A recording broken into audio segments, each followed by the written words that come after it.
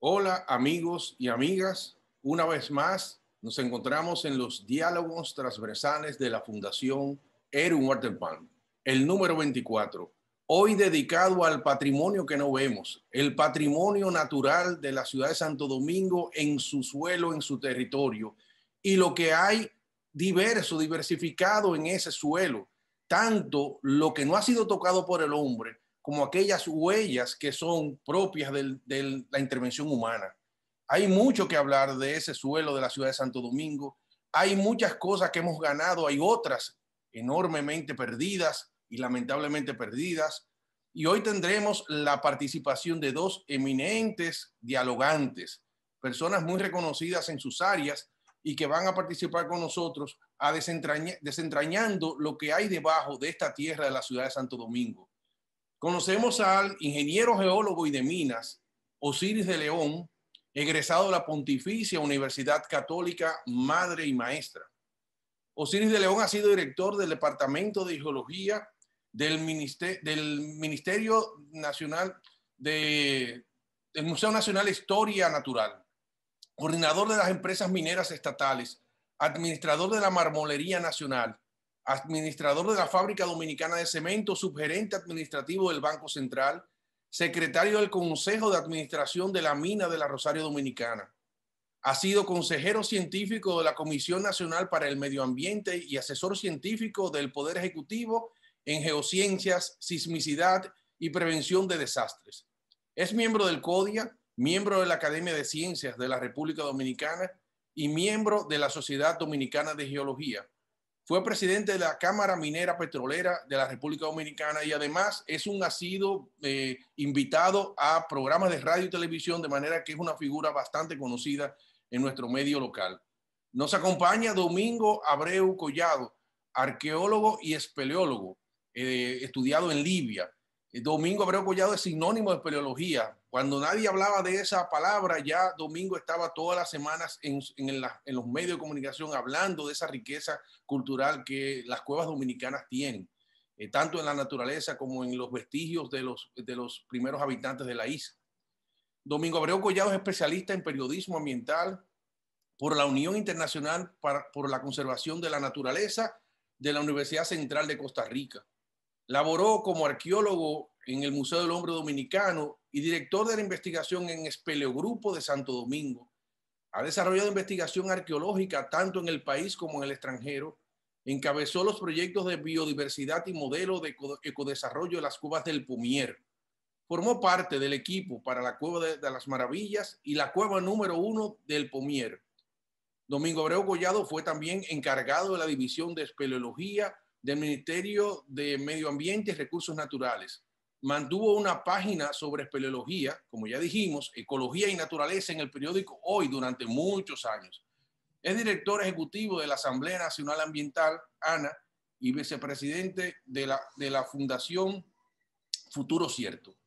Señores, tenemos dos figuras importantísimas esta tarde. Estamos felices de tenerlos, en particular porque vamos a hablar de un patrimonio que a nosotros siempre nos ha motivado muchísimo.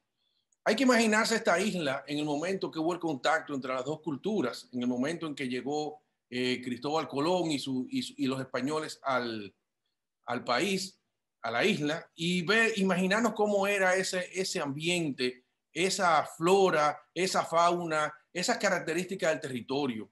Imaginarnos en la desembocadura del río Sama, cuando llegó Bartolomé Colón, alrededor de 1496 y 1498, que hicieron el asentamiento de la Nueva Isabela, y qué había en ese lugar, cómo era el terreno, que si era rocoso, si era abundante en vegetación, si era árido, etcétera. ¿Qué escorrentías de agua había? ¿Qué fuentes de abastecimiento? ¿Cómo era el río Sama en su momento? Esas son imaginaciones que se lo dejamos quizás a los historiadores, a los novelistas, a los poetas, pero que son informaciones para imaginarnos ese lugar donde después la ciudad fue trasladada a la margen occidental, donde había un asentamiento indígena y que ahí entonces la topografía jugó un papel importante, las famosas terrazas que tiene el territorio de la ciudad de Santo Domingo, limitado durante muchos años a un perímetro pequeño, pero ya en el siglo XIX comenzó a expandirse Y esa expansión hacia el norte de lo que fue la muralla original y hacia el oeste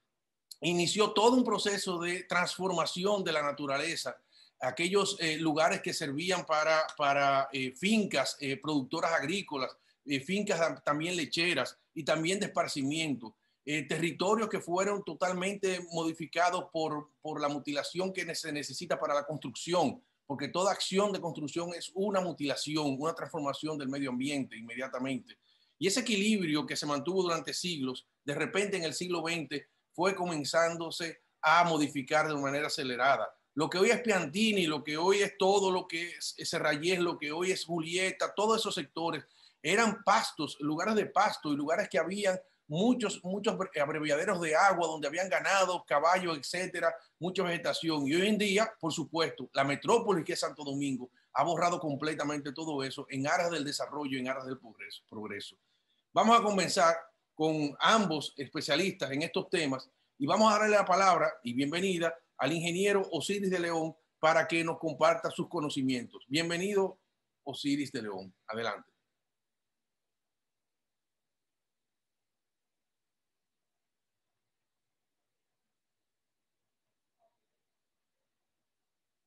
Osiris, abre el micrófono. El micrófono, sí, está cerrado. Micrófono, ahora sí, perfecto, Osiris, gracias. ¿Se escucha ahora? Sí, se escucha. Bien, adelante. Ok, buenas noches, Enrique, buenas noches, Domingo, buenas noches a todo el pueblo dominicano, a toda la gente que esté conectada esta noche con la Fundación PAL para hablar de qué hay en el subsuelo de Santo Domingo. Después de esa brillante introducción que tocamos de hacer, Enrique, sobre ese sistema de terrazas que hay en Santo Domingo y sobre la cual Nicolás de Obando, a partir del año 1504, comenzó a levantar esta majestuosa ciudad colonial, a partir de una cantera de roca caliza coralina que estaba ahí en el área de Santa Bárbara. Caliza que es fruto de un proceso de emersión propio de una zona caribeña donde dos placas tectónicas interactúan. Una en el norte, al norte de Puerto Plata, de Montecristi, de Samaná, que nos levanta por el norte, y otra por el sur, que actúa como una cuña, como un prisma, que levanta esta parte del territorio, y por eso gradualmente el territorio se va levantando 3 milímetros por año. Eso es lo que hace que cuando tú recorres el malecón, o recorres la costa este, o recorres la costa norte, veas una serie de arrecifes emergidos. Y sobre ese arrecife, Nicolás de Obando decidió en el año 1504 levantar esta majestuosa ciudad colonial que tú ves aquí, y donde hoy hay altas torres que caracterizan lo que es el crecimiento vertical de todo el Gran Santo Domingo. Esa roca caliza coralina que hace 200.000 años estaba en el fondo marino, se ha levantado, pero es una roca rígida, una roca dura, una roca fuerte que te da cierta dificultad para tú poder excavarla, para desarrollar cualquier proceso constructivo, pero que eso tiene la ventaja de una alta capacidad de carga para tú construir torres, hospitales, escuelas, iglesias, puentes, cualquier tipo de infraestructura, porque en algunos casos llega a resistir hasta 100 kilos por centímetros cuadrados, que equivale a 1.000 toneladas por cada metro cuadrado, lo que garantiza que tú puedas ir levantando verticalmente superestructuras. Así fue levantándose la Catedral de Santo Domingo, con todo ese interior majestuoso que tú tienes ahí, todo apoyado sobre una plataforma de roca caliza, igual que el Alcázar de Colón, igual que todas las estructuras coloniales que tú tienes. Eso permitió que esas estructuras resistieran todos estos grandes terremotos, 8 en total, que hemos tenido desde 1562 hasta el presente, lo que implica que esa dinámica convectiva magmática que se da al interior del planeta Tierra y que produce rotura de la roca cada cierto tiempo, cuando esa onda sísmica de corte viaja a través de este tramo superior de la roca, 6, 7, 8 metros,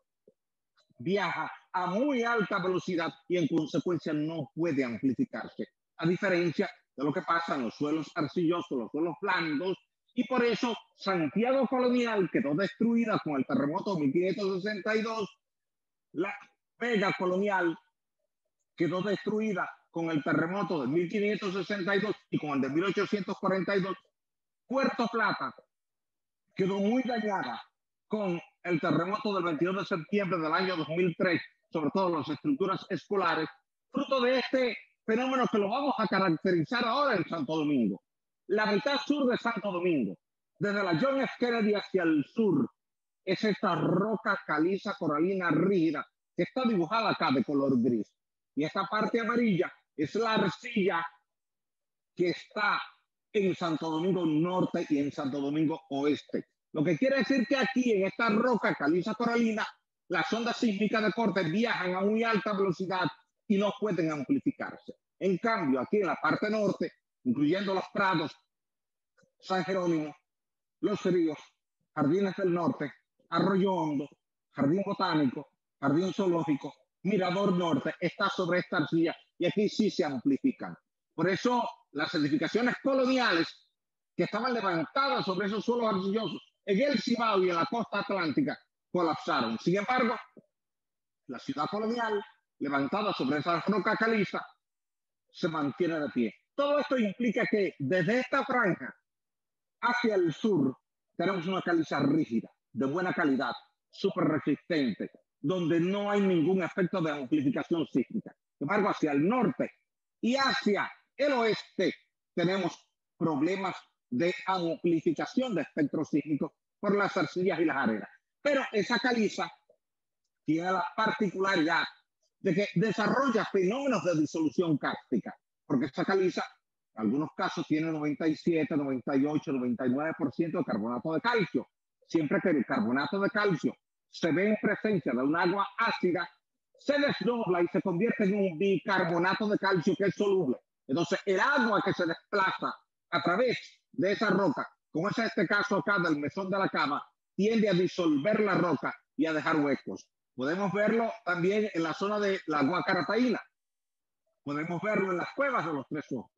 Podemos ver que esa caliza ha sufrido durante miles de años un proceso de disolución cárstica, pero no impide que tú puedas desarrollar construcciones como carreteras, avenidas, puentes, torres, porque el techo de esa caliza tiene suficiente resistencia como para puentear la carga que tú puedas colocar ahí arriba. Puedes ver este sistema de caverna que está en Santo Domingo Este, que llamamos la Cueva del Esqueleto, porque encontramos un esqueleto ahí, y son de esas grandes cuevas que tienen varios kilómetros de extensión longitudinal. Ahora, toda esa plataforma de la ciudad de Santo Domingo está levantada sobre esa roca caliza, y es lo que ha permitido que estas torres se levanten, porque la resistencia de la roca lo garantiza. Este tipo de estructuras verticales no habría sido posible levantarse en Santo Domingo Norte. Sin embargo, así como tiene la bondad de la capacidad de carga y la bondad de puentear el techo cuando tenemos un fenómeno cavernoso, tenemos la dificultad de que en Santo Domingo no hay un sistema de alcantarillado sanitario, y cuando construimos pozos para descargar nuestras aguas negras, nuestros inodoros, sea una escuela, sea un hospital, sea una torre habitacional, esta agua viene y entra por estos fenómenos cavernosos y se distribuye rápidamente y termina contaminando. Por tanto, cuando descargamos agua por un pozo y subimos agua para la cisterna por el otro pozo, estamos generando un problema de contaminación de las aguas subterráneas. Es un problema viejo, lo hemos abordado todos durante muchos años, pero todavía no se le ha dado una respuesta a ese problema. Y hemos construido en este subsuelo una bomba bacteriológica que en algún momento va a tener sus efectos negativos, porque cada día este polígono central de Santo Domingo, entre la Máximo Gómez, la avenida Luperón, el Malecón y la John F. Kennedy, se va densificando cada vez más. Cada día hay más torres, cada día hay más apartamentos y no hay un incremento de los servicios sanitarios. En consecuencia, la carga bacterial por cada metro cuadrado se va aumentando considerablemente, y esa es una situación muy particular que nosotros tenemos que tomar en cuenta. Sin embargo, cuando nos vamos al sector de los prados, En lugar de tener la roca rígida en superficie, tenemos un suelo arcilloso. Podemos ver 5 metros de un material arcilloso blando y por eso con frecuencia vemos en los prados este tipo de colapsos en procesos constructivos debido a que se hace una excavación de 3, 4, 5, 6 metros de profundidad, llueve en el proceso de excavación, se ablanda la arcilla, aumenta la presión de poros, se reduce la resistencia a los esfuerzos cortantes y el resultado es el colapso de paredes, el colapso de cisternas, el colapso de una parte importante de las estructuras que se van levantando. Si vemos el área del jardín botánico, podemos ver que los primeros 5 metros más superficial son de un material de muy mala calidad. Lo que quiere decir que si vamos a levantar cerca del jardín botánico una estructura sensible, como un hospital, una escuela, una torre, tenemos que cortar todo ese material que está aquí en color azul y en color verde para colocar los cimientos de la estructura sobre esta parte que se ve en color rojo y color naranja, que es la de mayor resistencia. Podemos ver lo mismo en el jardín zoológico y podemos ver que tenemos cerca de 6 a 7 metros de espesor de un material de mala calidad que es necesario remover antes de desarrollar una construcción. Podemos ver este caso aquí en Arroyo Hondo.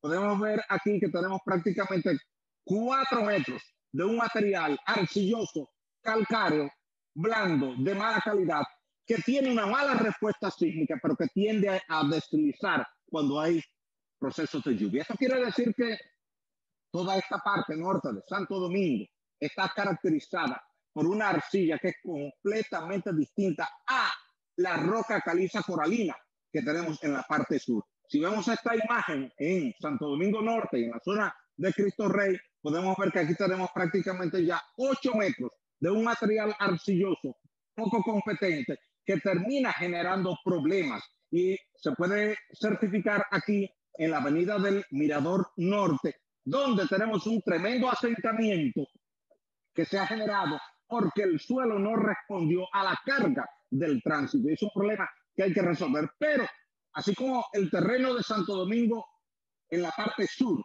es rígido, de buena calidad, se contamina fácilmente. En Santo Domingo Norte el terreno es blando, pero tiende a ser impermeable en superficie, por tanto, las partes impermeables dificultan la contaminación. Lo que quiere decir que cuando vamos buscando contaminación en el subsuelo, en la mitad sur de Santo Domingo tenemos más contaminación que en Santo Domingo Norte, exceptuando el área del vertedero de Duquesa, donde tenemos una gran carga de basura, cerca de 4.000 toneladas métricas de basura que llegan cada día, genera un lixiviado que escurre directamente hacia el río Isabela y nos va generando un problema de contaminación porque República Dominicana está dentro de los 5 países que en América Latina generan más cantidad de basura. A todo eso hay que sumar el tema del mal drenaje, porque no hemos sabido aprovechar el sistema de terraza que se va elevando de sur a norte, lo que quiere decir que todas las escorrentías en los periodos lluviosos que caen en la franja norte pudiéramos drenarlas perfectamente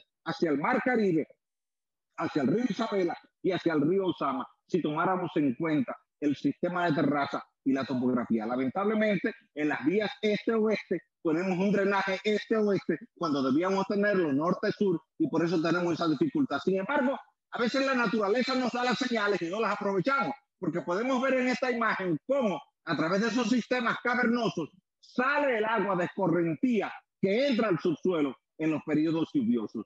Todo esto es una situación muy particular que nos dice que la ciudad colonial de Santo Domingo aprovechó la zona de roca de mejor calidad, pero que no todo es roca, porque cuando usted viene a esta franja que está en la desembocadura del río Sama, precisamente el río Sama se encargó en el pasado de depositar ahí cientos de metros de espesor de arena, de limo, de marga, de turba y de arcilla que ya no tienen la capacidad que tiene la roca rígida. Por eso podemos ver allá el puente Duarte, el puente Bosch, el puente de la bicicleta y el puente flotante. El puente flotante vino como una solución provisional, temporal, a una estructura que pretendíamos levantar saliendo del obelisco Hembra, pasando por encima de Fray Antón de Montesinos, subiendo 50 metros sobre la desembocadura de los Sama y bajando a Sanssouci. Sin embargo, al encontrar ahí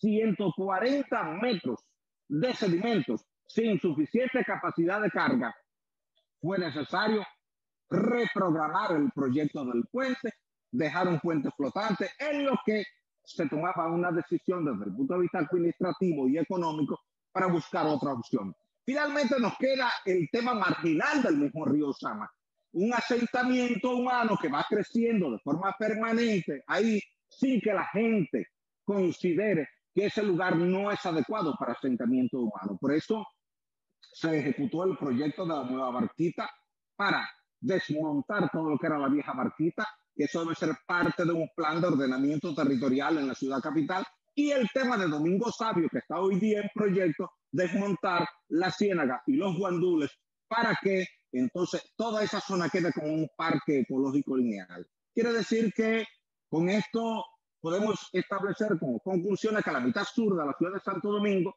está levantada sobre una plataforma de roca caliza coralina de muy buena calidad, pero con presencia de cavernas importantes, fruto de un proceso de disolución.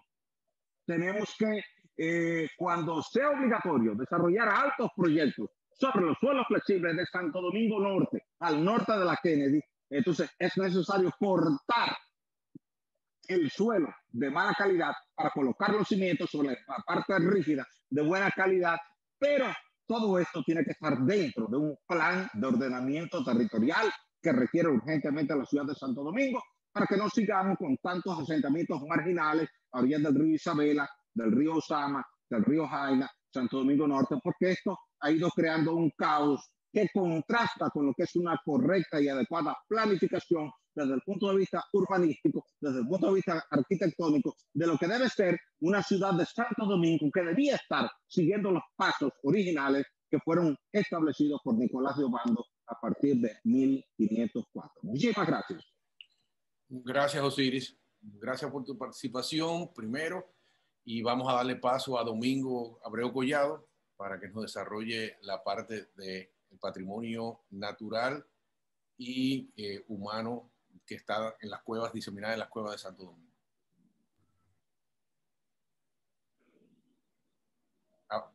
Abrir micrófono. Abrir micrófono, Domingo. Ahí, ya. Ahí está. Bien. Muy bien. Sí, brillante la participación de Osiris de León. Nos tiene acostumbrado a eso. No esperamos menos nunca. Gracias, Domingo. Pero yo quiero irme hacia la parte de la energía. No exactamente, quizá en parte de la energía inicial de la que hablaba Osiris, la energía que genera terremotos, la energía que genera aguas calientes, no llegan a hirvientes por lo menos, pero sí aguas calientes en esas sursas que ocurren en nuestras zonas todavía volcánicas, principalmente en la parte de Asia. A esas energías vamos, porque esas energías también están vinculadas, ¿no? Esa energía nos vincula con otros centros energéticos, siempre bajo el subsuelo. Siempre bajo el subsuelo. En las cavernas, por ejemplo, las cavernas son las más proclives a cambiar muchas veces filosóficamente la mentalidad de la gente. Yo sé que mucha gente que tiempo atrás fue filosóficamente materialista, cambiaron de forma de pensar al entrar en contacto íntimo con las cavernas, por una razón fundamental: la energía que hay dentro de las cavernas. Pero cuando hablamos de este tipo, de estas energías, no estamos hablando de esa energía que mueven grandes zonas geológicas, esas energías que levantan terrazas, como nos estuvo explicando Osiris de León, sino a las energías que conducen, en nuestro caso, a los seres humanos a determinadas actividades o actitudes. y que probablemente son energías que conducen a otras manifestaciones vivas, a otros animales, por ejemplo. Estas energías comienzan naturalmente en el subsuelo y sus primeras evidencias materiales son las mismas raíces que podemos encontrarnos a decenas y a veces a cientos de metros bajo suelo. Cómo raíces penetran y prácticamente rompen la dura caliza en busca de agua. Vemos que ahí hay una fuerza que la gente normalmente, más que cualquier otro, en la sociedad dominicana, los dominicanos, no llegamos a interpretar correctamente. Y siempre hay una malinterpretación en relación con eso. Y fueron esas energías, esas fuerzas, las que movieron a los primeros grupos que habitaron nuestra isla a considerar la isla misma como un centro, una concentración de esas fuerzas. El considerar a la isla de Santo Domingo, en esa época se llamaba la isla de Haití, considerarla como un centro de fuerzas energéticas, incluso espirituales, motivó a que otras representaciones culturales, otras culturas, se movieran hacia esta isla.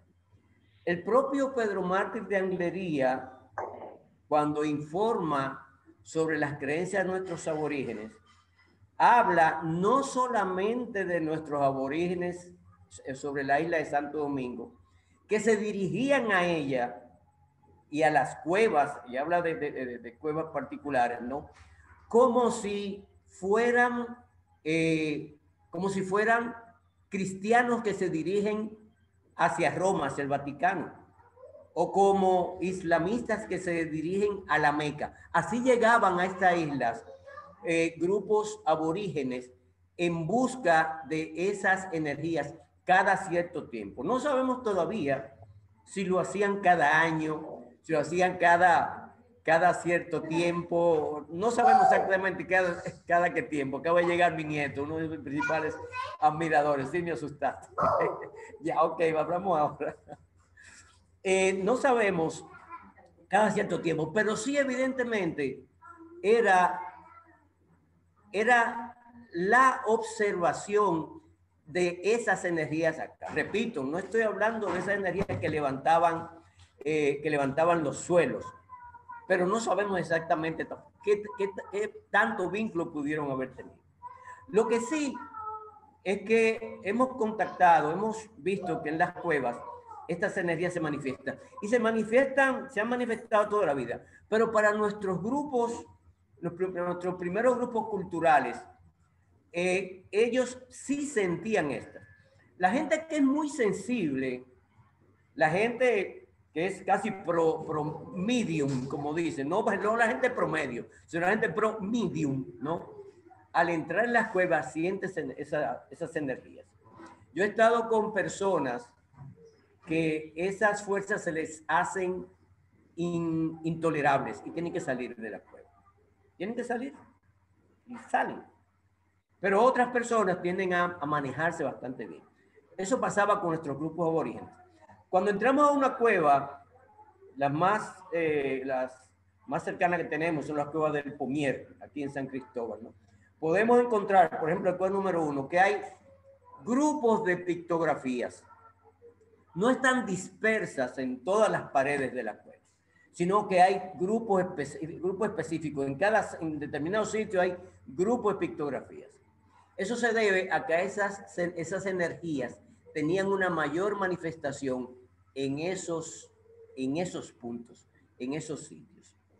Cuando he estado con grupos en el Pomier, siempre hay un elemento, hay un sitio en donde hay grupos de personas que vienen de diferentes partes de la isla a llevar ofrendas. Y cuando se les pregunta por qué llevan ofrenda, dicen que el Luá indio les indicó, les pidió la ofrenda y les indicó cómo llegar a ese punto dentro de la cueva. Y va indefectiblemente a ese punto. Nos pasó, o me pasó, una vez, para que vean este tipo de ejemplos, una vez con un grupo de niños del colegio de La Salle, precisamente, niños entre 8, 9 y 10 años, mucho antes de que la cueva fuera habilitada para visitación, que estando ubicado en un sitio, llegó una niña y me dice, profesor, yo estoy viendo dos ojos brillantes allá adentro, en una cavidad, en otra cueva, ¿no? Digo, no puede haber dos ojos ahí. Sí, sí, sí. Yo vi dos ojos brillantes ahí. Cuando yo me asomé al sitio, naturalmente no vi nada, pero ella sí lo ve. Yo dejé pasar eso, pero un año, 2 años después, con otro grupo de niños, en el mismo sitio se me acercó un niño y me dijo, profe, dime, ahí hay un chivo ahí adentro. ¿Por qué? Porque yo lo vi los ojos brillantes. Ellos podían verlos. Ellos podían sentir ese tipo de energía. Por eso digo que para mucha gente como yo, que fuimos definitivamente o dialéctica y filosóficamente materialistas, las cuevas nos cambió. O sea, no, hay energías que no solamente hay que reconocer que existen, sino que hay que respetar también. Esa actitud fue, en nuestro caso, ¿no? Relacionándonos mejor con las cuevas. De tal manera que uno podía sentir cuando esta cueva estaba totalmente abierta a la presencia extraña. Eso mismo sentían nuestros aborígenes. Tengo otro ejemplo. Teofito, que es un practicante, estoy hablando de Río Limpio, don Teófilo, le llaman Teofito, un practicante olivorista y conocedor de cientos de plantas medicinales, curador de cantidad de enfermedades y eso. Fuimos con él a la cueva de la Sidra y al llegar, antes de entrar, él nos advirtió, lo primero es que tenemos que entrar con luz de Dios, no podemos entrar con luz de hombre. ¿Cuál es la luz de hombre? No, la luz de las linternas. Esa luz no es buena acá. Ellos, y hablaba de la cueva, ellos no les gusta esa luz, pero la luz de Dios sí, o sea, la luz de llama. Por suerte yo tenía un casco, una llama de carburo, ¿no? Dice, bueno, esto es una llama, no es luz eléctrica, pues muy bien. Entonces, antes de entrar, él pidió permiso para entrar en la cueva. Y les dijo a las energías que él estaba, con quien estaba comunicándose, ¿no? Que veníamos en un son tranquilo, en son de paz, no veníamos a hacer daño ni a la cueva ni a sus habitantes, ¿no? Veníamos en son de paz, queríamos penetrar y eso, ¿no? Estábamos ahí para eso. Entonces, hizo un cántico, un pequeño cántico muy bajito, como de 1 minuto y medio, casi 2 minutos, ¿no? Muy bajito, un cántico. Y al terminar, nos invitó entonces a entrar. Eso es una evidencia, una manifestación de una herencia aborigen. Una herencia aborigen que de manifiesto respeto a esas energías que habitan nuestras cuevas, ¿no? Ya dentro de la cueva, sigo con este ejemplo, nos habían alertado personas, lejos de ahí, personas, estamos ya por donde está el nacimiento de la Sidra, estamos de ahí a cerca de 10 horas de camino, por eso hay que hacer, el camino debe hacerse con pernoctación, pues son 10 horas de camino hasta allá, ¿no? Nos habían alertado que había una culebra grande que era la que cuidaba la entrada de la cueva.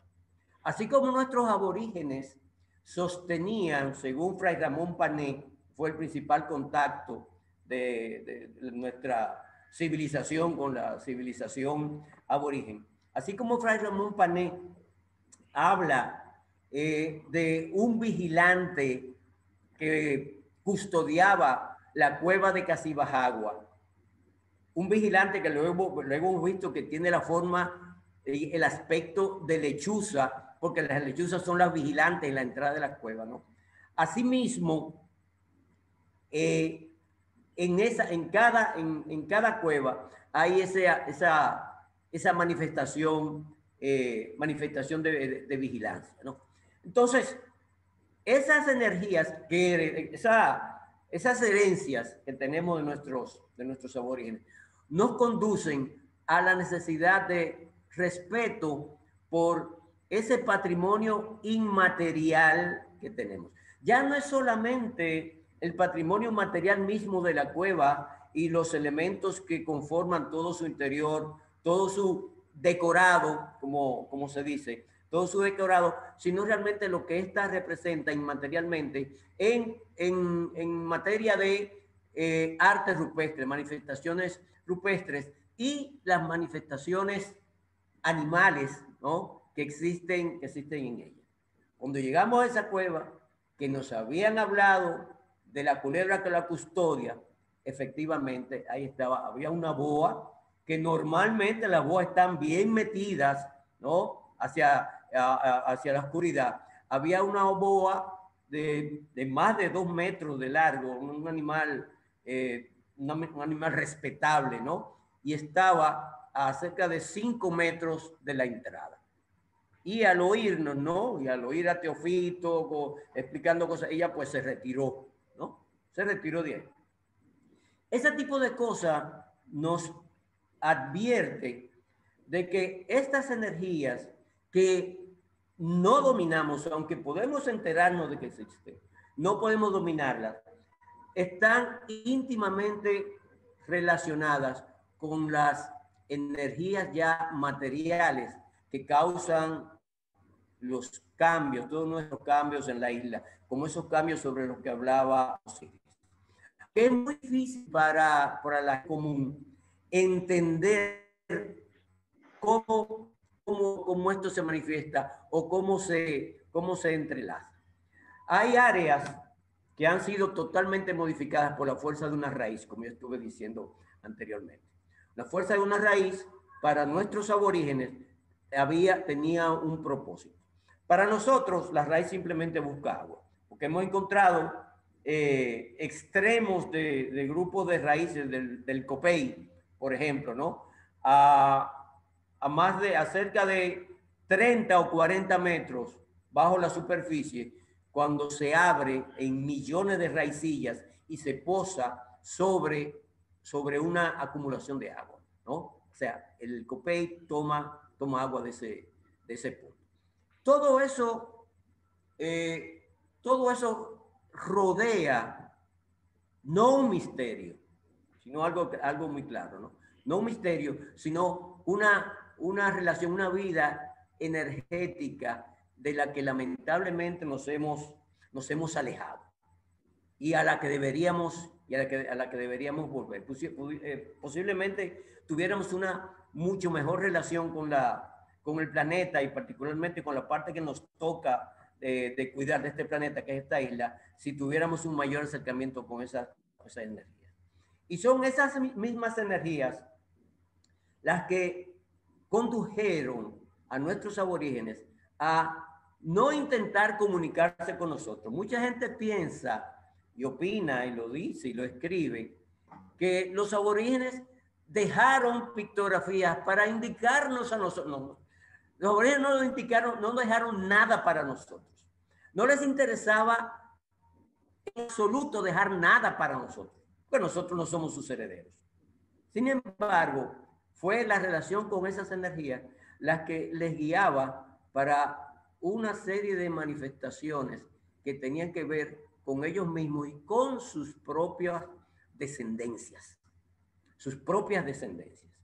que a su vez heredaban también ese manejo energético que no supieron interpretar tampoco los españoles que llegaron a nuestra isla. Y por lo tanto, el choque fue terrible.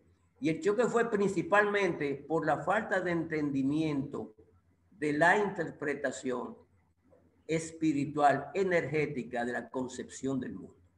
Llegaron un grupo de personas con una concepción del mundo totalmente diferente a la concepción que tenían nuestros aborígenes, y el choque fue terrible. Naturalmente, fue de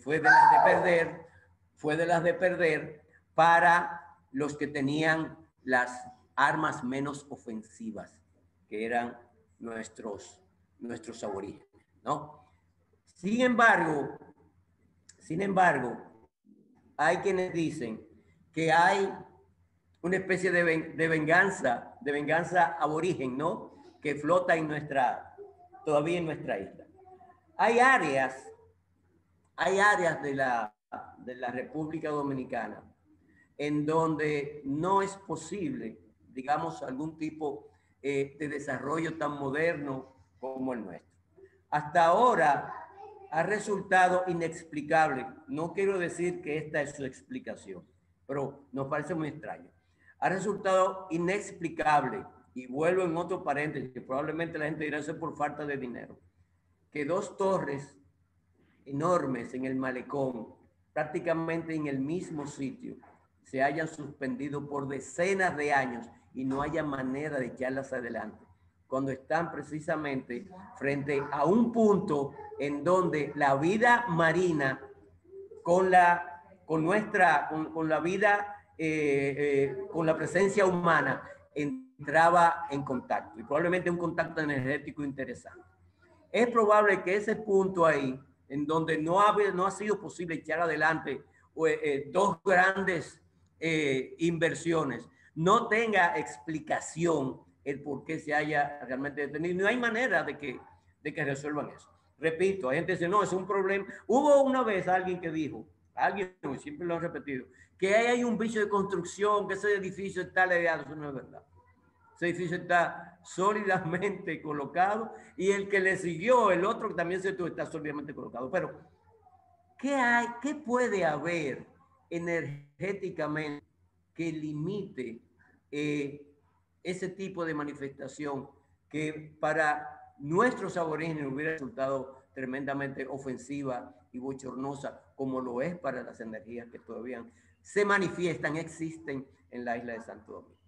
Y es sobre esas energías que yacen en nuestro subsuelo y se manifiestan en la superficie ocasionalmente, por donde yo he querido pues meterme más, y por donde durante muchos años he estado también un tanto involucrado, porque hay una razón por ahí, entendiendo estas cosas a veces mucho más fácil que lo que ocurre con otra persona, y entrando en cosas casi uno guiado, porque lo que ocurre en la Cueva del Puente, acá en el Pomier, los 21 de diciembre, el 21-22 de diciembre, fue un descubrimiento prácticamente guiado. ¿Qué ocurre ahí? Una manifestación de solsticio de invierno. O sea, ver manifiesto el solsticio de invierno. Si habemos 10 millones de personas acá, son pocas las que realmente lo toman en cuenta, lo ven, dicen, mire, está ocurriendo. Pero en esa cueva usted nota que está ocurriendo, porque hay dos esfigies, ¿no? Dos representaciones de deidades, la representación de Boinayel y de Marojú, juntas, que fueron descritas no porque la vieron, sino porque se lo dijeron.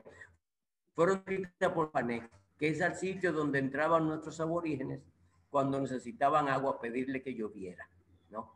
En ese punto, precisamente, prácticamente, y usted lo ve, el cambio,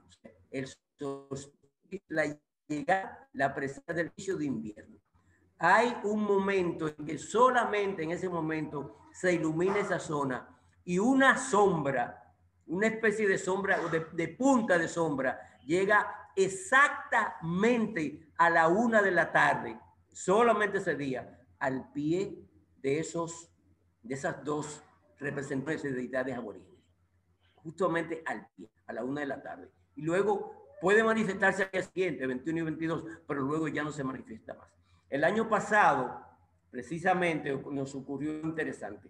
Y por eso, por esa razón, por lo que ocurre ahí y por la impresión que causó a un muy buen periodista y reportero del periódico Diario Libre del CID, que lo había yo llevado al sitio para que viera ese efecto, y fue quien propuso a una comisión de la Asociación de Observadores Espaciales acá, y de astrofísicos, ¿no? Colocarle el nombre de Marohu y Boinayel a un exoplaneta y a una estrella, ¿no? A nombre de República Dominicana, a nombre del Santo Domingo. La República Dominicana está ahora eternizada en el nombre de Marohu y de Boinayel, ¿no? Pues cuando estuvimos este año allá, que fuimos con dos representantes de esas organizaciones, ¿no? Y penetramos hasta allá, y el efecto ocurrió algo que no me había ocurrido a mí anteriormente, comer dentro. O sea, parecería extraño, no que es extraño, ¿no? Porque usted tiene el sol allá afuera que está proyectando luz y sombra, y dentro comienza una llovizna, ¿no? Todo el mundo estaba sobrecogido, ¿no? Con los pelos de punta, toda una manifestación energética. Toda una manifestación energética de la que yo estoy seguro nuestros aborígenes celebraban, a partir de ahí, celebraban realmente este evento. Es decir, desde abajo, desde nuestro subsuelo, del subsuelo de todo el país, hay manifestaciones energéticas que aunque, y gracias a Dios, aunque no dominamos, sí podemos sentirlas, verlas, y ver que muchas de estas cosas ocurren para entendimiento, para el bien, para la sabiduría, y para poder entrar en una mejor relación con nuestro planeta y particularmente con nuestra isla. Esas energías es necesario que las entendamos, las aceptemos y podamos convivir con ellas. Gracias. No sé si me da de tiempo, si me falta. Gracias, Domingo. Si puedo seguir hablando. Con toda esa energía. Excelente. Felicitaciones, Domingo. Con toda esa energía. Domingo, gracias, Osiris. Domingo puesto sobre la mesa la energía que ya Osiris había mencionado, que era una energía ya física propia del suelo y de todas las energías que libera la isla. Y bueno, está hecha bastante dinamizado. Hay cuestionamientos importantes y preguntas y dudas, ¿no? Primero quiero hacerle una observación a Osiris. Se supone que el Caribe, en la época en que se formaban todas las tierras del planeta, quizás las islas del Caribe fueron de las últimas que emergieron. ¿Es cierto o no? Y Santo Domingo, es bueno que nos explique si emergió la isla completa o emergió por partes. ¿Cuál es la parte más vieja de la isla en términos geológicos y la parte más reciente en ese sentido? Mira, nuestra isla no estaba aquí. Nuestra región tampoco estaba aquí. Nosotros, si nos vamos en el túnel del tiempo, vamos a llegar 100 millones de años atrás al Océano Pacífico. Y si nos vamos 25 millones de años atrás, vamos a estar al sur de México, al sur de Chiapas.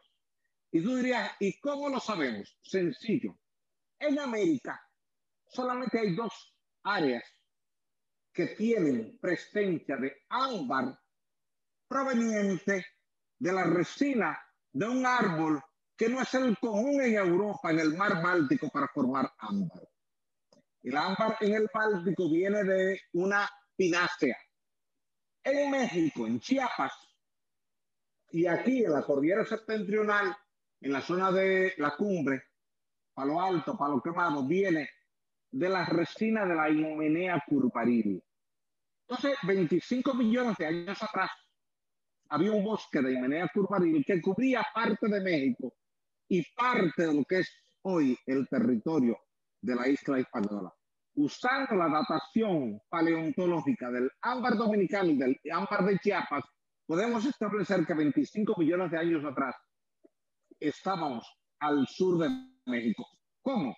Como un núcleo volcánico integrado por la cordillera central, lo que es el Pico Duarte, lo que es la Pelona, lo que es el Pico Yaque, todo ese núcleo volcánico, fruto de una actividad volcánica intensiva que cubría la parte occidental de América. Por eso, República Dominicana es un territorio rico en oro, al igual que lo es California, al igual que lo es una parte de Centroamérica, al igual que lo es Ecuador, al igual que lo es Perú, porque toda esa franja estaba caracterizada por un vulcanismo activo que hacía que fluyeran verticalmente hasta la superficie soluciones hidrotermales que estaban cargadas de oro. Si tú arrastras el territorio de la isla española hacia atrás en el tiempo, regresando ese esquema del avance de 2 centímetros por año hacia el este, te devuelves hacia atrás, vas a encontrar que en un momento determinado, 100 millones de años atrás, cuando esos flujos volcánicos ascendían cargados de oro, lo estaba haciendo en la zona de California, Baja California, ese territorio que estaba allá y parte del territorio noroccidental de lo que hoy es Sudamérica. Quiere decir que toda esa franja ha venido desplazándose desde el Pacífico hacia el lugar donde estamos hoy y sigue desplazándose a razón de 2 centímetros cada año. Entonces, el centro es un núcleo volcánico y los laterales son depósitos formados en un medio marino. Por eso la Sierra de Neiva, la Sierra de Mauruco y la Sierra de Martín García están caracterizados por calizas terciarias de las formaciones Neiva y Paysán. Sin embargo, no te ocurre así en la cordillera septentrional, que es un fragmento desprendido, empujado y acomodado. Por eso cuando tú chequeas el níquel de Cuba en la zona de Moa y el níquel que tienes en Bonao, en la zona de Loma La Peguera, Loma Caribe, Loma Guardarraya, te vas a encontrar que eran parte de un mismo bloque. Por tanto, tú vas regresando hacia atrás y en un momento determinado, República Dominicana en su borde norte estaba pegado con Cuba en su borde sur. Pero sigues moviéndote hacia atrás y entonces te encuentras que ese bloque estaba junto con Chiapas, la parte de México. Y sigues moviéndote hacia atrás y te encuentras entonces que estaba en la parte de lo que hoy es California, Baja California y la parte norte de Perú y de Ecuador, como una misma franja. Quiere decir que ese ha sido el proceso evolutivo de nuestra isla, que no estaba aquí en un principio. Tú tenías a Norteamérica por un lado, tenías a Suramérica por otro lado, totalmente separados, estaban desconectados, y esta franja que estaba en el Pacífico fue empujada hacia el este por la placa de Cocos, se fue desplazando, y en cerca de 110 millones de años avanzó desde allá hasta la posición actual que tenemos. Creo que ese ha sido el historial evolutivo, tanto a nivel de posición geográfica como a nivel topográfico. Nuestra cresta principal, el Pico Duarte, es todo un núcleo de roca volcánica con algo de sílice, fruto de las frecuentes erupciones volcánicas que había en ese entonces. Y el resto, depósitos marinos que se fueron generando por precipitación del carbonato de calcio que se generaba cuando el dióxido de carbono de la atmósfera se asociaba con el óxido de calcio, y cuando tú sumas óxido de calcio, CaO, con dióxido de carbono, CO2, te da CaCO3, que es el carbonato de calcio. Por eso en nuestras costas tenemos siempre arrecifes coralinos, mientras que en el centro tenemos rocas volcánicas de erupciones que se daban en el pasado, pero que ya desde hace 1 millón de años no están activas en las Antillas Mayores. Eso significa que esa piedra caliza es la que abundaba en las canteras, y por eso nuestra arquitectura primaria, la arquitectura colonial, tiene esa textura, ese color, muy diferente a otras arquitecturas coloniales de América Central y México, etcétera, donde el color de la piedra cambia de acuerdo a la conformación de las canteras que tenían. Así es correcto. O sea, tú te vas a Guatemala y te encuentras una arquitectura que depende mucho del basalto y de la andesita.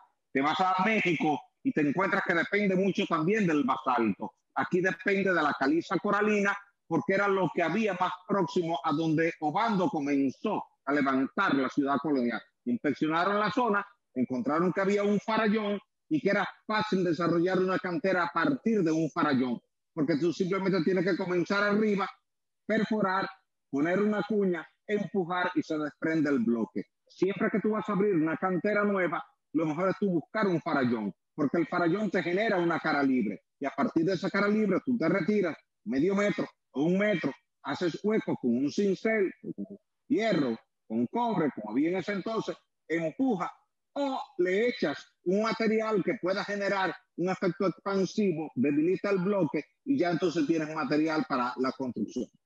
En los trabajos de restauración de Santo Domingo nos hemos encontrado a lo largo de los años que no todas las piedras son iguales, aunque son todas calizas y se entiende que vinieron de la cantera de Santa Bárbara. Santa Bárbara. Muchas veces se encuentran otro tipo de piedras calizas que tú te das cuenta que no son de la misma cantera.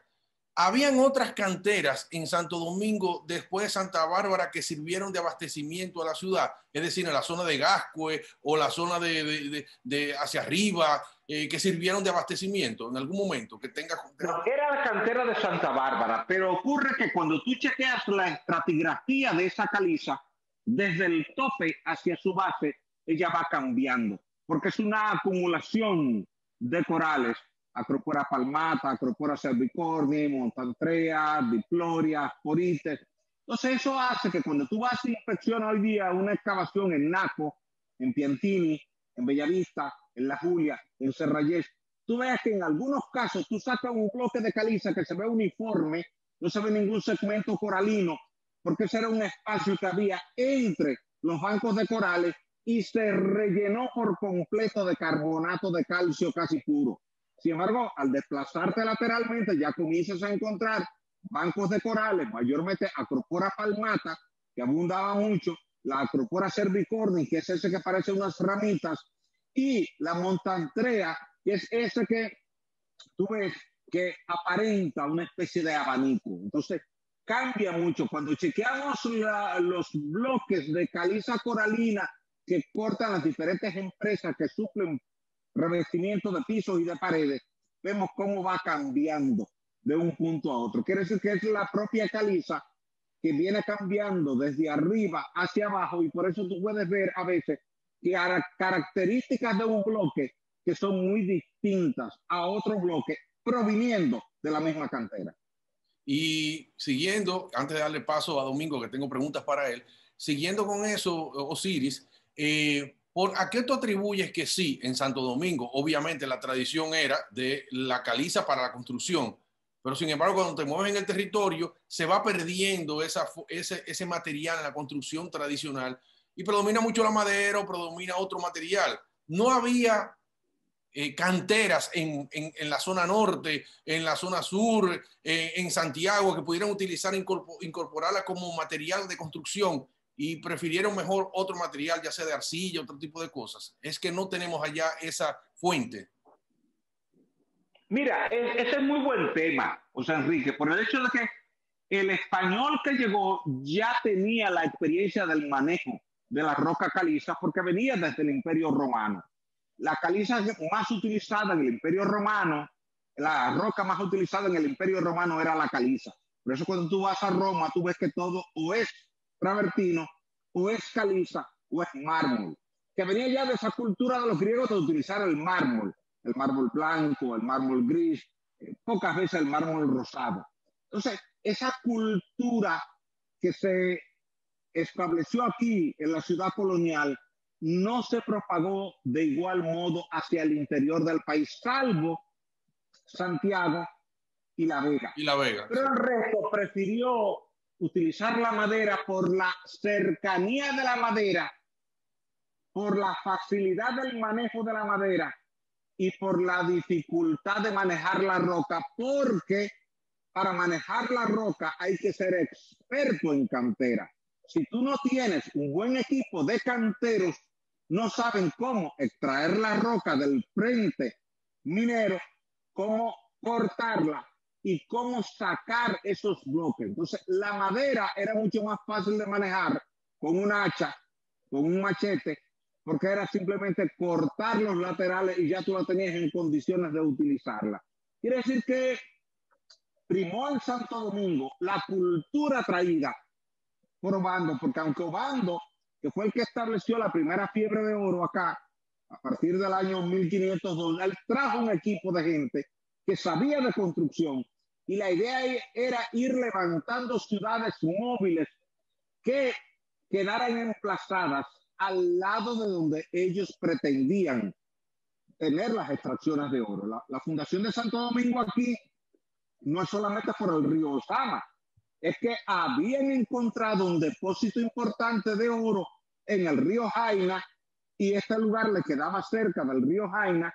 Entonces la idea era seguir el río Jaina hacia arriba, hacia la zona de Villa Altagracia, donde ellos tenían la Buenaventura, para entonces tener los campamentos de ellos convertidos en ciudades que pudieran desmovilizar con el tiempo.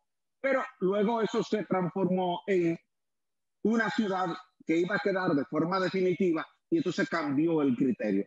Pero creo que lo que influyó en el uso de la madera hacia el interior y el uso de la roca caliza aquí en Santo Domingo era la cercanía. En Santo Domingo tú tenías el farallón de Santa Bárbara y era fácil sacar los bloques de ese farallón.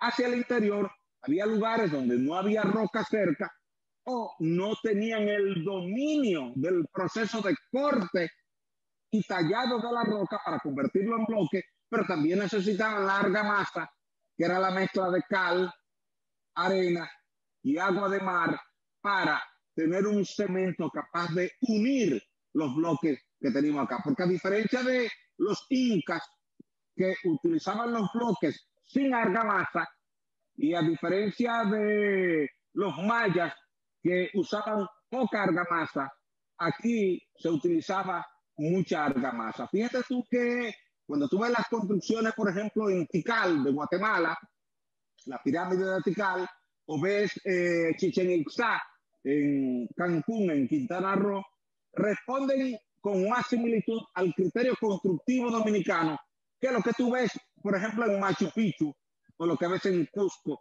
a nivel de construcción. Por eso aquí, como estaba más cerca esa roca caliza, prefirieron utilizar esa roca porque para buscar roca basáltica había que desplazarse más hacia el noroeste, hacia la zona de Pedro Brán, hacia la zona de Villa Altagracia, le quedaba distante. Para ese entonces era mucho mejor usar la caliza, que reunía las propiedades físicas que ellos necesitaban para eso, y ya traían experiencia del acueducto romano y de muchas obras que se habían hecho bajo el uso de la misma roca, la misma argamasa y el mismo criterio constructivo. Esteban Prieto te pregunta que si el arrecife de la ciudad de Santo Domingo sube 3 milímetros cada año, él dice que podríamos decir entonces que en el momento de la fundación de la ciudad, este arrecife estaba 1.5 metros debajo del nivel actual. O sea que la ciudad estaba... Sí. Hay una forma de ustedes poder confirmarlo. Si buscamos los mapas del siglo XVI, del siglo XVII y principios del siglo XVIII, vamos a ver que Samaná está dibujado en todos esos mapas como una isla y no como una península. Y tú podías cruzar desde lo que hoy día es Nagua y la bahía escocesa hacia lo que hoy día es la bahía de Samaná en bote, porque estaba separado. Por eso, si observas bien, cuando te vas desplazando de Sánchez a Nagua o de Nagua a Sánchez, tú vas a ver que por un largo trayecto la carretera va levantada sobre el nivel medio del mar gracias a un terraplén que se colocó ahí. Pero realmente tú habrás visto que Agripo tuvo que construir una barrera inflable en la desembocadura del río Nagua, porque en la tarde con la alta marea el mar entraba e inundaba esa tierra. Una señal clara de que ese terreno ha ido levantándose gradualmente a razón de 3 milímetros por año. Entonces cuando tú multiplicas 3 milímetros por año por 500 años, tú estás hablando de 1,5 metros que se ha ido levantando. Ok, entonces eso significa que en Santo Domingo un tsunami es difícil, o es que simplemente no hemos tenido la experiencia.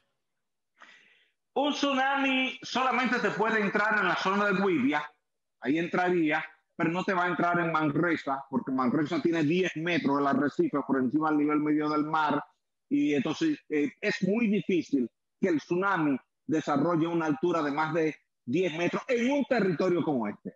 Porque en un territorio como este tú puedes esperar un sismo de magnitud como el del 4 de agosto de 1946, que fue de magnitud 8.1, ponle tú 8.2, 8.3, pero para un tsunami con olas de 15 metros o 20 metros, tú necesitarías un terremoto como el de Chile, de mayo de 1960, que fue magnitud 9.5, o como el de Alaska, que fue de magnitud 9.2, o como uno de Sumatra, que fue de magnitud 9.3. Necesitaría un sismo cercano o superior a 9 para que te genere un tsunami que te pueda llegar 4 o 5 kilómetros tierra adentro. Tu sistema de terrazas te ayuda, porque asumiendo que el tsunami pueda entrar por la parte sur de Santo Domingo, al llegar al farallón de la José Contreras, ya ahí no podría subir, porque ahí te sube prácticamente 10 metros hacia el mirador. Quiere decir que en el peor de los casos,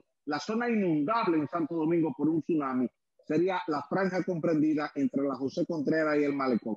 Pero en términos prácticos, partiendo de lo que es un terremoto promedio en esta zona del Caribe, porque recuerden que la magnitud del terremoto es una función directa de la longitud de rotura. Y la longitud de rotura es proporcional a la falla sísmica regional. Por eso, en el sudeste asiático, tú tienes fallas de 2.000, 2.500 kilómetros, entonces esa te puede generar terremotos de magnitud 9, 9.2, 9.3, como te pasa en Sudamérica o como te pasa en la zona de Alaska. Aquí no, porque tú tienes un cinturón que entra por Guatemala, pasa por el sur de Cuba, pasa al norte de la República Dominicana, al norte de Puerto Rico, da la vuelta en el arco de las Antillas, se va por la parte norte de Venezuela, Colombia, Centroamérica y cierra. Quiere decir que somos una de las 6 placas tectónicas más chiquitas del planeta. Entonces, en las placas tectónicas chiquitas no se generan terremotos tan grandes porque no hay largas extensiones de la rotura de la falla sísmica. Muy bien. Bueno, quisiéramos seguir hablando contigo de todas esas cosas, principalmente la conformación de las terrazas y todo eso con el desarrollo de la ciudad, pero lo que tú tienes en común con Domingo es la energía, y Domingo habló aquí la energía en otros términos, una energía que todavía los seres humanos sabemos que existe, como él explica, pero en términos tangibles es un tema un poco más complejo. Pero sí tiene que ver incluso, Domingo, con el flujo migratorio que hubo, como tú dices, en las Antillas, y también quizás con el establecimiento, la elección de los españoles Colón de esta isla como el centro de desarrollo, algo místico, algo que tiene que ver con esa energía concentrada y la cantidad de oro que, como explica Osiris, estaba. ¿Qué tú puedes explicar en ese sentido, Domingo? Abre el micrófono. Sí. Quería opinar sobre lo que dice Osiris, sobre la razón por qué no hubo construcciones de piedra hacia el interior. Porque piedra sí había. Además, recuerden que había clastos, o sea, piedra de río que también sirve para construcción.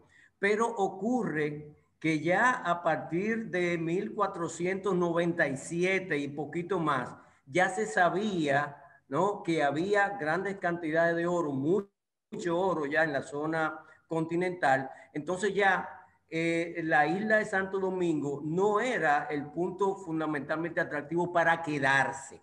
El español que venía aquí llegaba prácticamente de paso, y una persona de paso no va a construir en piedra, construye en madera porque realmente sabe que se va, ¿no? Hace cualquier intento, pero sabe que se va, porque no es ahí. Y pasó entonces ya que el siglo XVII fue el abandono total, ¿no?, de esta, digo, casi total de la isla, con las emigraciones hacia el continente, hacia la zona donde había grande cantidad de oro, ¿no?, como México, Perú, Colombia y toda esa zona. No se iban a quedar acá haciendo nada, ¿no? Entonces no había razón para meterse en construcciones de piedra si no se iban a quedar. Creo que esa es una de las razones principales por las que no hubo crecimiento hacia allá. Eso pasa por ahí. Sabes que me pongo a pensar que has mencionado a lo largo de la tarde las cuevas del Pomier y otras cuevas del país, pero sabemos y descubrimos muchos habitantes de Santo Domingo que hay un sistema de cuevas que bordea toda la ciudad, y que ahí en el farallón del mirador debajo están esas cuevas, parte de ellas, y toda esa franja, y quizás algunas que hoy en día ya desconocemos porque se han transformado. Esas cuevas todas tienen tienen recursos culturales, tienen aplicaciones de pictografía, ese tipo de cosas, Domingo. ¿Qué riqueza encontramos ahí? No rodea la ciudad, sino que se extiende de este-oeste o este-este, como quiera verse, desde Punta Palenque hasta Higüey. Eso significa que tenemos ahí una unidad litológica, ¿no? Si me equivoco, Siri me corrige, ¿no? Una unidad litológica de 175 kilómetros de extensión. Wow. Y en esos 175 kilómetros de extensión se desarrollaron miles de cavidades, tanto por origen kárstico, es decir, por disolución, pero la mayoría por efecto mecánico del oleaje. Es decir, cuando esta parte de la isla, del llano costero suroriental, estaba al nivel del mar, o sea, el mar estaba cubriendo esta llanura, el mar se estrellaba, ¿no?, en ese farallón y mecánicamente fue abriendo esas cavidades, algunas de las cuales coincidían con cavidades que venían abriéndose por efecto kárstico, o sea, por efecto de disolución de la caliza, ¿no? Luego, ya levantado toda esta parte, estas cuevas sí fueron utilizadas, una gran parte, no todas, una gran parte, y hemos encontrado ahí evidencia, manifestaciones muy, muy significativas, muy importantes, muy hermosas, muchas de ellas, de la escultura, ¿no?, del arte rupestre aborigen.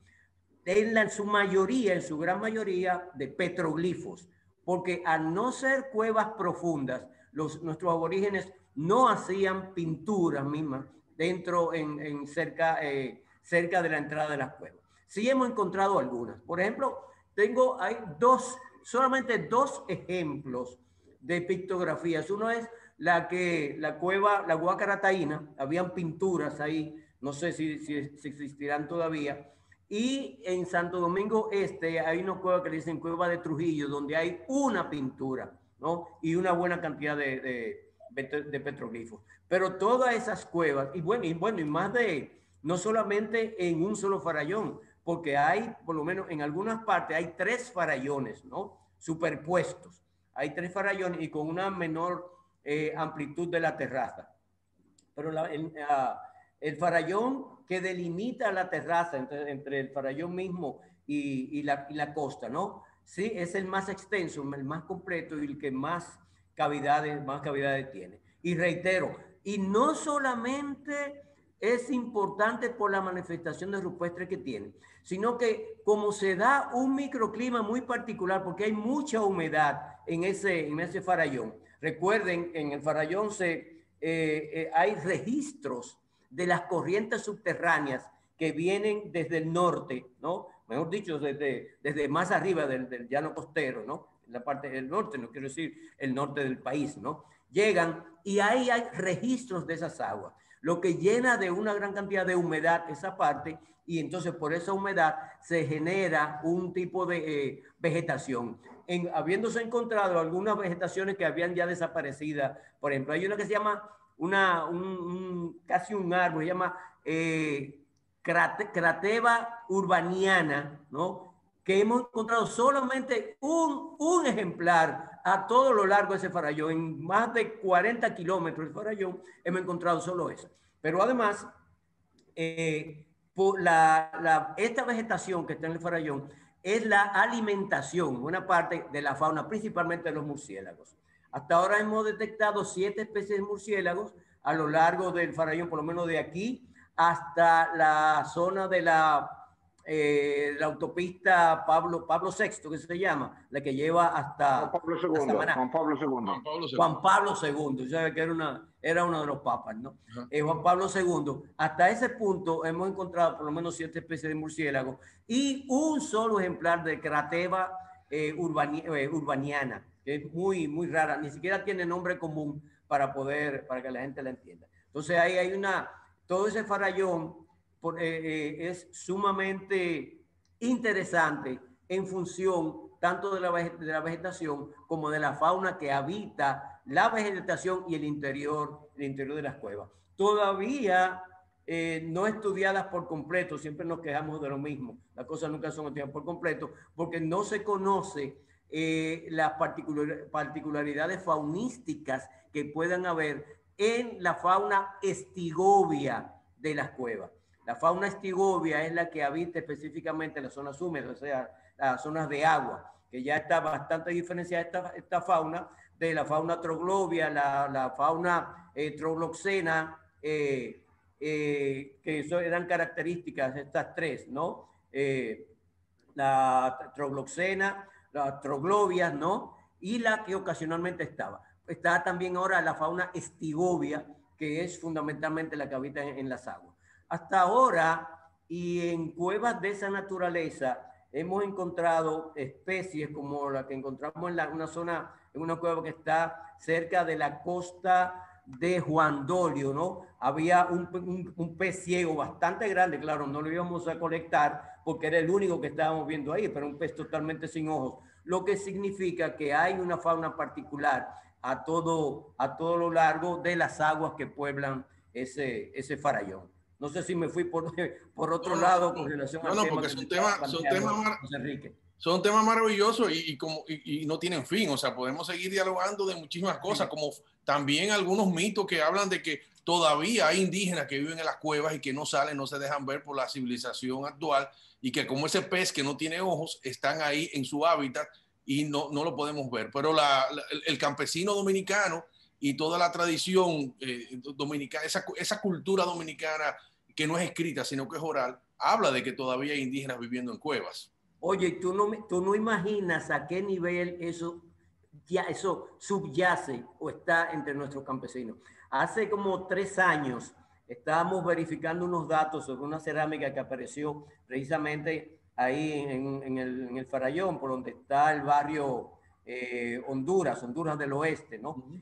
Y se nos acercó un joven, ¿no? Una persona adulta en un motor, y le dije, ¿qué estábamos haciendo? Y le hablé de las cuevas y eso. Y dice, miren, allá donde yo vivo en San Cristóbal, ¿no? En una zona cerca del río Nigua, allá donde yo vivo, hay indios todavía en las cuevas. Sí. Yo, no, dice, no. Si mi papá los vio y sabe que están ahí. O sea, pero, oye, no hay manera de discutirle a la gente que ya no existen los indios. No, para mucha gente nuestros aborígenes siguen habitando en cuevas. Hay grupos todavía aborígenes habitando en cuevas. Y no se dejan ver, naturalmente. En términos del Caribe, del arco del Caribe, las Antillas Mayores, por ejemplo, la riqueza pictográfica nuestra es amplia, es mucha o es media. ¿Cuál es nuestra real riqueza que tenemos en ese sentido? Es la mayor que existe en el Caribe.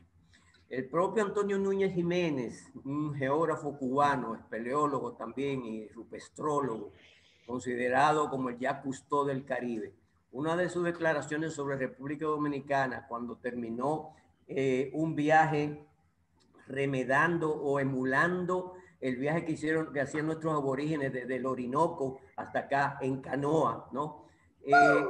Declaraba que la República Dominicana es la capital del arte rupestre en el Caribe.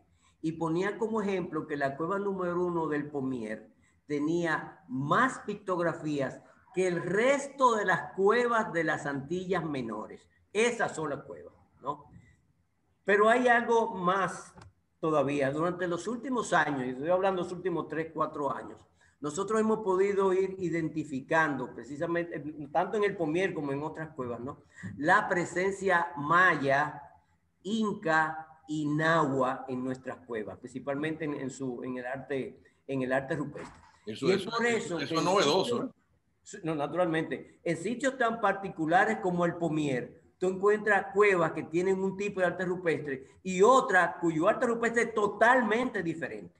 Y ahí tú puedes encontrar 4 tipos de arte rupestre diferentes. No vamos a llamarle estilos, porque en realidad nuestros aborígenes no tenían estilos de pintura, ¿no? Eran manifestaciones culturales dependiendo de su estadio, de su época, ¿no? Que se manifestaban de esa manera. No era que habían artistas que tenían un estilo para este y otros que tenían un estilo para ellos. Entonces, esa diferenciación es una diferenciación de culturas. Ahí nosotros hemos podido encontrar expresiones narradas, por ejemplo, en el Popol Vuh y traducidas desde el maya, por Fray Bernardino de Sahagún, ¿no? Encontramos que Sahagún describe una serie de cosas relacionadas con las cuevas y el juego de pelota maya, y esa descripción aparece en forma pictográfica en la cueva número 4 y número 2 en el Pomier. Hay unas imágenes, por ejemplo, hay una escena en la cueva número 1, ¿no?, que está descrita, sin haberlo visto nunca, descrita por Pedro Mártir de Anglería en el 1501, que describe algo que ocurrió en Colombia, cercano a la frontera con Panamá. Claro, no existía esa frontera anteriormente, pero él habla del río Dabeiba, ¿no?, en realidad llamada Baiba, que está en esa zona. Pues algo que ocurrió ahí relacionado con unas aves gigantes. Entonces, bueno, no había aves gigantes, naturalmente que sí, había aves gigantes, pero fue que llegaron accidentalmente, llegaron dos arrastradas por un huracán hasta ese sitio. Entonces hay una descripción, porque eran aves que eran carnívoras, ¿no? Un tipo de aves que devoraban emus, otro tipo de ave terrestre, ¿no? Y se las comían. Entonces, en este caso, allá, ya en esa parte de Colombia, esas aves lo que comían eran personas. Y describe Martín de Anglería, así como describieron los españoles que estuvieron con los aborígenes, cómo ellos lograron deshacerse de esas aves, lograr matar el ave mayor, que era la que le causaba mayores terrores, ¿no? Hay. Entonces, esto aparece en la cueva número 1 del Pomier, de la descripción completa, va a ser increíble, pero aparece en esa cueva. Eso te dice que esta gente tenían una conexión específica a realizarse en ese punto que son las cuevas del Pomier. Este era el sitio religioso, mágico, por excelencia, no solamente del Caribe, sino también para el continente, o por lo menos para los pueblos aborígenes de la costa del mar Caribe, pueblos aborígenes relacionados con los mayas, con los incas y con los nahuas. Osiris, el crecimiento de la ciudad ha hecho desaparecer cuevas. Es posible que haya cuevas que estuvieron en alguna ocasión o una época y ya no existan porque la hemos cubierto todos nosotros. Se estila en muchos procesos constructivos cubrir cavernas, rellenarlas con bloques, rellenarlas con cemento.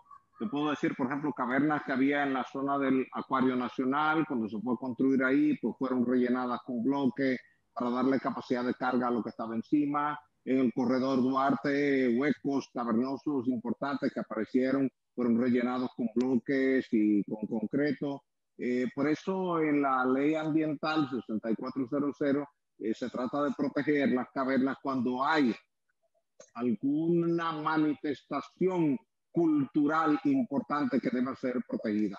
Por ejemplo, te puedo decir que en la autopista que va de San Pedro de Macorís a La Romana, pues en el trazado aparecieron algunos pequeños huequitos. Nos pidieron hacer estudios de resistividad eléctrica y de georradar para identificar si las cavernas eran mayores, y el estudio identificó que era el techo de unas grandes cavernas. Entonces, en ese caso se optó por construir una losa de hormigón para puentear la zona cavernosa y no afectarla, porque esa era una de las ramificaciones laterales de las Cuevas de las Maravillas. Y quiere decir que se dan las dos situaciones. Se dan casos donde una caverna es rellenada con bloques y luego se sella arriba con concreto para darle capacidad de carga para la torre que se va a levantar ahí o el puente que se va a levantar ahí, y se dan otros casos donde la cueva se protege con una losa encima, con suficiente grosor y suficiente armadura de acero para que pueda resistir la carga sin que vaya a colapsar con el paso del tiempo.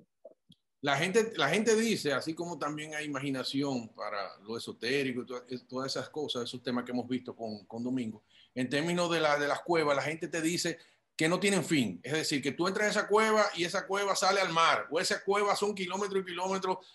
¿Es cierto o es sencillamente que la gente se cansa y no llega al final, o son comunicaciones, vasos comunicantes entre todo un sistema? Teóricamente debían salir hasta el mar. teóricamente, porque cuando tú tienes un flujo, fíjate que Domingo te decía ahorita, con mucha propiedad, el agua que viene desde el norte encuentra un hueco cavernoso, se va por ese hueco cavernoso, pero la tendencia del flujo superficial y del flujo subterráneo es llegar al mar.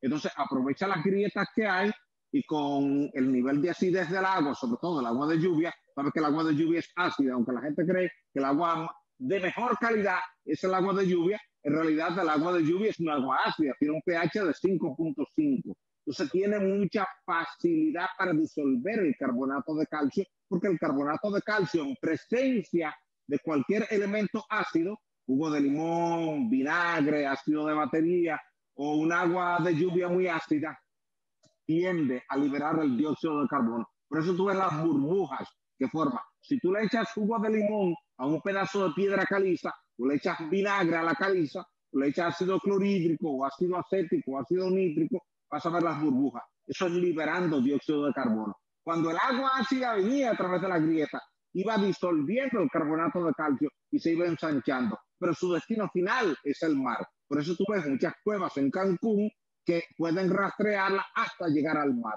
Las de aquí, no todas, llegan hasta el mar. Domingo ha sido quien más ha explorado las cavernas y te puede dar muchos detalles de cuáles de esas cavernas importantes llegan al mar y cuáles no, pero realmente en ese proceso de disolución no todas llegan al mar con amplitud suficiente para que tú puedas transitar a través de ella. Aunque si tú colocas un flujo de agua con un trazador, y un trazador puede ser cualquiera, hasta la misma sal, si tú coges agua y le echas mucha sal y la rastreas en su camino hacia el mar, vas a encontrar los lugares, o si le pones un trazador isotópico como deuterio o tritio, eso se hace en muchas partes del mundo, aquí se ha hecho algunas veces, para tú rastrear el flujo del agua, colocas en diferentes pozos y en diferentes cavernas agua con deuterio y con tritio y lo vas muestreando a lo largo de la costa para ver dónde sale y saber entonces dónde está la salida de ese sistema cavernoso que tú tienes aguas arriba. Domingo, tú que te has metido por todos los rincones de las cuevas, ¿cuál es tu experiencia? ¿Son vasos comunicantes? Primero, una cosa, cuando mencionaste lo de la desaparición de las cuevas, creí que Osiris lo iba a mencionar, pero recuerden que la construcción de la capital sepultó todas las cuevas que están entre la avenida Winston Churchill hasta el río, ¿no? Toda esa parte del Farallón quedó sepultado y todas sus cuevas quedaron sepultadas ahí. Por eso en puntos donde hay esas inclinaciones, esas bajadas de nuestras avenidas, tanto en la avenida Winston Churchill, en la avenida Duarte, todas esas bajadas, ahí estaba el Farallón, ¿no? Entonces, eso resultó totalmente cubierto. Esa cueva, bueno, no tenían ninguna razón para respetarlas, porque no tenían ese conocimiento para ello. En cuanto a la prolongación de cuevas, primero, la más larga que conocemos aquí es la cueva Funfun, que está en Atomayor y tiene 9 kilómetros de desarrollo. Pero esta cueva... Domingo, 9 kilómetros, pero una sola línea o varias rutas. No, es prácticamente una sola línea. Una sola línea trazada por el río Almirante. El río Almirante hace sifona en los Haitises, ¿no? Sifona y emerge al interior de la caverna y ahí sale, recorre 9 kilómetros de esa cueva y entonces sale, ¿no? El río Almirante. Está en el paraje Capote, de allá de Atomayor. Pues le estaba diciendo que todas las cuevas del llano costero suroriental llegan al mar. Pueden estar lo más lejos posible, pero todas llegan al mar. Lo que pasa es que están a tal profundidad que no es fácil llegar o están totalmente inundadas. Se puede ver eso, mira, cuando hay esos grandes y fuertes aguaceros en toda la parte este, es decir, podemos comenzar a ver desde los Tres Ojos hacia allá, en la costa misma, cuando hay grandes aguaceros, tú puedes ver que el agua del mar se pone lechosa, coge un color lechoso, blanquecino, y es por todo el arrastre de las aguas que vienen subterráneamente y submarinamente, ¿no? Arrasando carbonato de calcio disuelto. El carbonato de calcio le da ese color blanquecino a toda la zona, la parte marina, hasta, inclusive llegando hasta casi hasta Boca Chica. Toda esa parte se pone blanquecino. La gente normalmente, cuando está lloviendo mucho, ha llovido, está nublado, no lo nota. Pero cuando ocurre, después la gente puede mirar bien, se puede ver ese color lechoso del agua, que poco a poco va recobrando el azul cuando todo ese carbonato de calcio, que es sólido, se precipita al fondo y el agua vuelve a tener entonces su color original. De las cuevas se ha dicho mucho, que por ejemplo, el propio Marcano me había dicho desde la cueva Rancho La Guardia, que está en Elías Piña, que esa cueva era interminable, pero en realidad no, tiene fin. Y en el propio Elías Piña, allá en el Rancho La Guardia, nos llegaron a decir que sí, que esa cueva pasaba hasta Haití. Es más, la primera vez que íbamos a trabajar allá, pedimos un permiso a la Secretaría de las Fuerzas Armadas y nos lo negaron. Nos negaron el permiso porque esa cueva estaba custodiada militarmente, tiene un inconveniente, qué sé yo. Y nos fuimos de todas formas, y no es mentira, ni estaba custodiada, ni llegaba a Haití, ni iba para ningún lado. Simplemente era una cueva que se extendía con un desarrollo de cerca de 450 o 500 metros. No hay aquí ninguna cueva que pase ni siquiera ni para Haití ni para ningún otro sitio. La más larga, como te acabo de decir, es esta cueva de acá como pregunta Carlos Pion, que está conectado con nosotros, si existe alguna cueva que no haya sido explorada en el país, significa lo que tú estás diciendo, que ya se ha hecho el inventario de todo el sistema de cavernas y cuevas que tenemos. Bueno, ya para conocer todas las cuevas del país, apenas nos faltan 46,000 más o menos. Ok, bueno. 46,000 cuevas nos faltan. Vamos despacio, ¿no? Vamos despacio. Señores, sí. Señores, en esta isla tenemos una cueva por kilómetro cuadrado. Solamente en los Haitises hay cerca de 15,000 cavidades. En la sierra de Bahoruco hay cerca de 20,000 cavidades. Solamente el Farallón que estamos hablando, que va desde Punta Palenque a Higüey, solo ese Farallón tiene cerca de 2,000 cavidades, ¿no? Lo que ocurre cuando hablamos de una cueva por kilómetro cuadrado, no quiere decir que a cada kilómetro tú vas a encontrar una cueva. Pero tenemos, por ejemplo, el Pomier, que en 4 kilómetros cuadrados tiene 55 cuevas. ¿Me explico? O sea, en las zonas de concentración caliza, donde se desarrollan las cuevas, pues tú vas a encontrar una cantidad enorme de cuevas. Hay un área en San Juan de la Maguana que se llama La Fondita, donde nosotros levantamos 80 cuevas. 80 cuevas en cerca de 2 kilómetros cuadrados. Muchas de la mayoría verticales, pero 80 cavidades metidas ahí. En esta parte de aquí, cerca, frente a Juan Dolio, un área que está al norte de la autopista nueva de circunvalación que hay ahí nosotros levantamos 60 cavidades. Y de esas 60 cavidades, había como 20 totalmente inundadas, porque ahí hay bastante agua. Y hicimos ese trabajo ahí, puedo decirlo, aunque nos lo tenían prohibido cuando estuvimos haciendo el trabajo, porque había el temor de que alguna cueva, ahí se iba a levantar todo un complejo de negocio del Caribe y qué sé yo, y se tenía el temor de que alguna cueva de esa conectara con el mar y por el mar entrara alguna persona o un equipo a penetrar a ese complejo económico, qué sé yo, de negocio del Caribe que se iba a construir en ese sitio. Así están los temores. Bueno, yo sé que el tiempo se alarga, quisiéramos quedarnos la noche, pero yo no voy a dejar perder la oportunidad de 2 preguntas. La primera, siempre nos dicen que los aborígenes, cuando venían los huracanes, se refugiaban en las cuevas, de manera que las cuevas eran un hábitat, un lugar de flujo permanente, como tú has señalado, no solamente para fines de conexión con las fuerzas energéticas, sino también como protección en esas situaciones. Se ha hecho arqueología y se han descubierto las diferentes estratigrafías de la huella de presencia humana en esas cuevas. ¿Y qué encontramos en esas cuevas?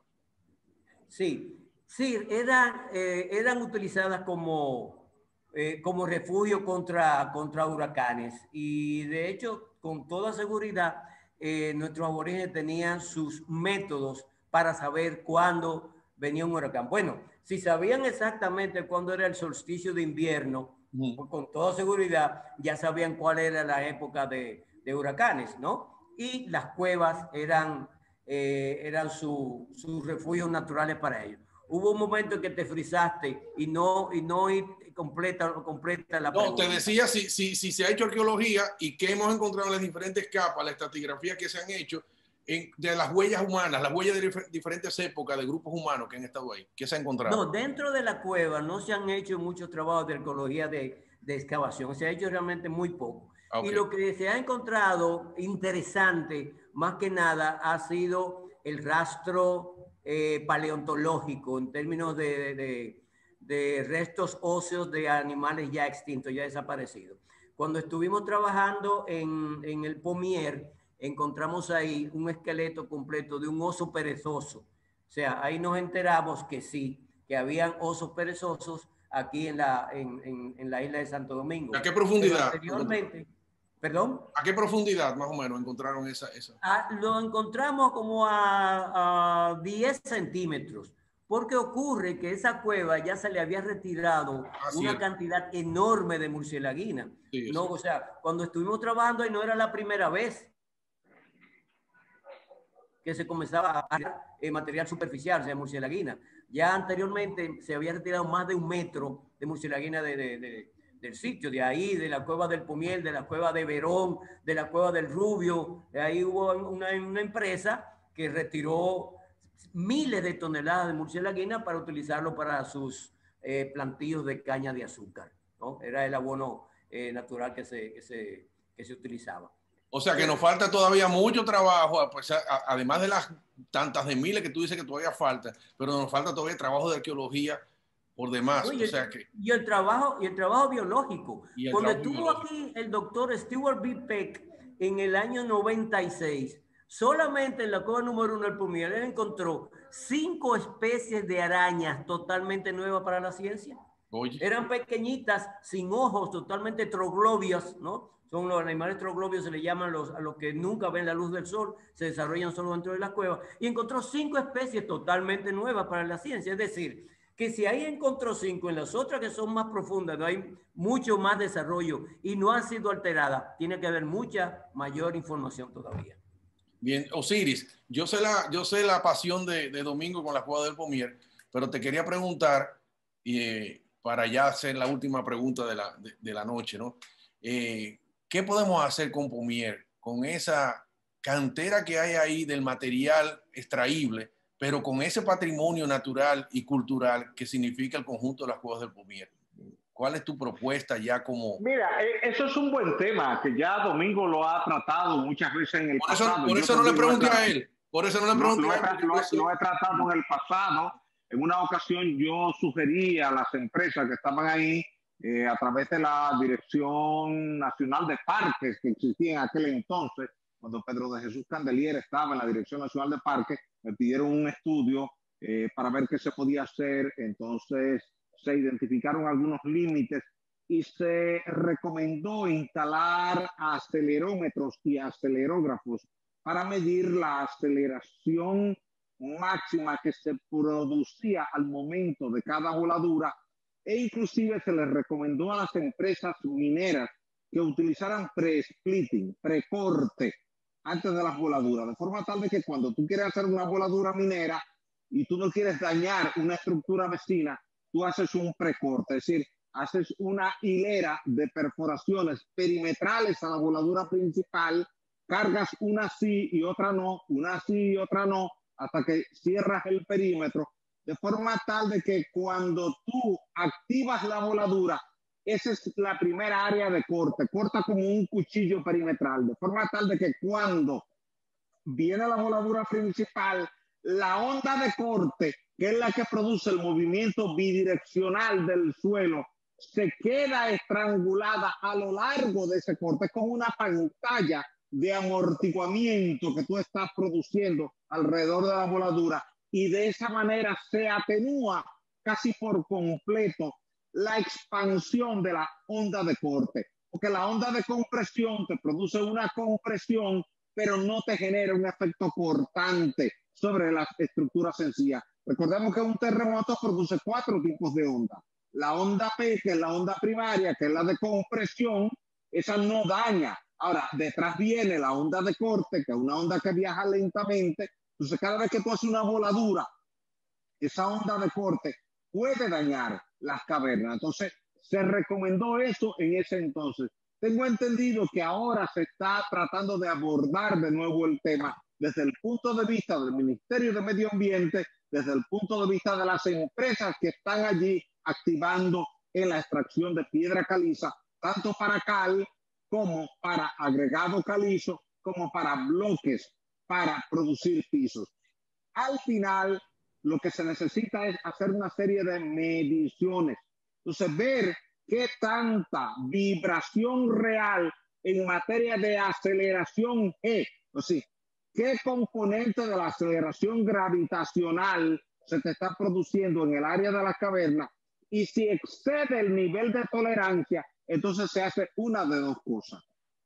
O se le recomienda a la empresa que se aleje de esa área de extracción, o la empresa se ve en la necesidad de utilizar una metodología de precorte supervisado por el Ministerio de Medio Ambiente a los fines de garantizar de que no se produzca un daño, o como última opción se cierran las canteras. Pero sí creo que el Ministerio de Medio Ambiente y Recursos Naturales tiene que intervenir en el área, hacer una evaluación exhaustiva y ver los impactos que se están produciendo, porque evidentemente esas cavernas hay que protegerlas hoy, mañana y siempre, y bajo ninguna circunstancia se debe permitir que una actividad minera pueda entrar en conflicto con lo que es la preservación de estas cavernas. Estas cavernas tienen mucho valor cultural, mucho valor histórico, mucho valor patrimonial, y en San Cristóbal hay muchos otros lugares donde hay piedra caliza, como en el país hay otros lugares donde hay piedra caliza.